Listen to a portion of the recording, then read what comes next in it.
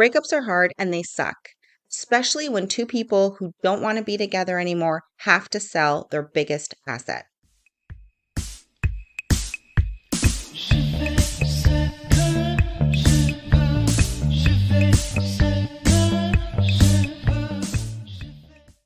In a separation scenario, the most common things that a couple is thinking about are, can I stay in my home and get the other person out? Or, I can't stand to be here anymore. We need to sell this place. So I wanted to have a quick conversation about what these two options look like.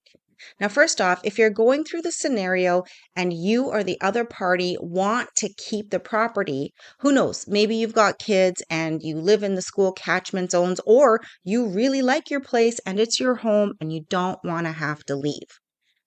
One of the parties wants to stay in the property, then we were talking about a buyout. Buyout means that one party will remain in the home and pay cash to the other party to leave. Now, the cash amount for the leaving party is going to be agreed upon in writing, and it's usually tied to the market value of the home at that point in time. And the best way to come up with the value of the home for this purpose is to have the home appraised by a reputable appraisal company. So this is going to be an independent third party that's hired to come up with the value for the home. And when we're talking about buyouts, the other reason having an appraiser determine the value of the home is important is because the party that is staying in the home and buying out the other person usually needs to refinance the mortgage in order to come up with the cash for the buyout. And the lenders will only go by the appraisal value to refinance the mortgage. So the appraisal is good for two reasons. Number one, it's an impartial third party coming up with a value that can be used for mediation or court purposes. And number two, it's a requirement by the lenders for refinancing a mortgage.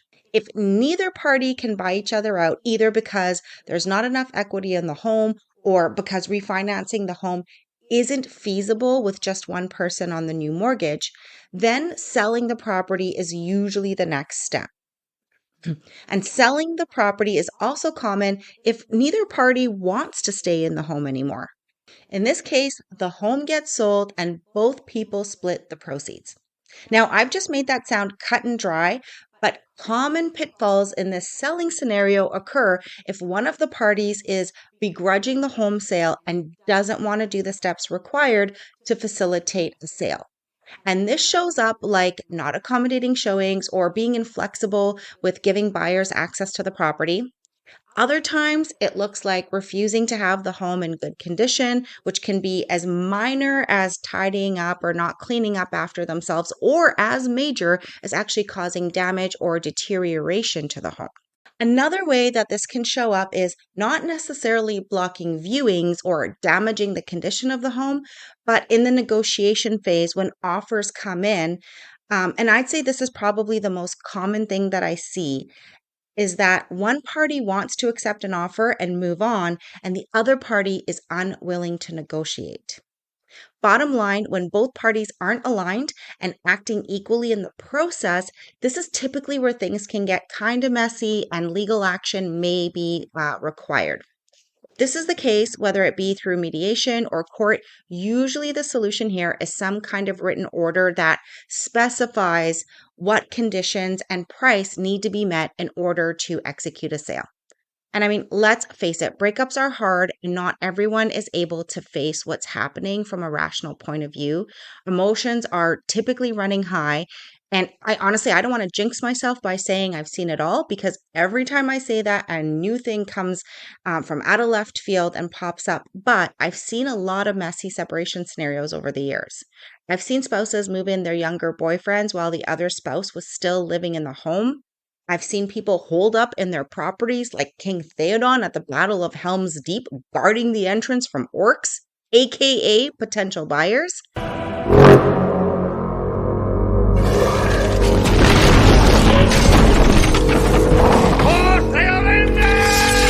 And I've seen home prices unnecessarily driven down by literally upwards of $100,000 because of a partner's reluctance to look at offers and a judge stepping in to force a sale.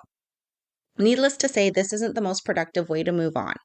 But fortunately, most of the partnership splits that I've worked on were reasonable. And when things got rough emotionally, each party relied on their professionals for sound third party advice.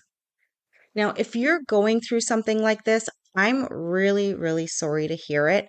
And I hope that you're being properly supported through the process. If not, it might be a good idea to find someone you trust that can think clearly on your behalf and that can help get you through it. I hope you found this helpful. Bye for now.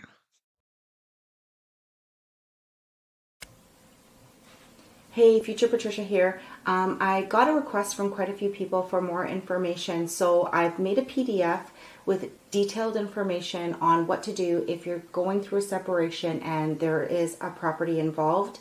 So please check that out. I'm going to put the link in the description box below. And again, if you're going through something like this, I know it's difficult and I'm sorry, and I hope that you do have the resources and the support that you need to come out of it okay.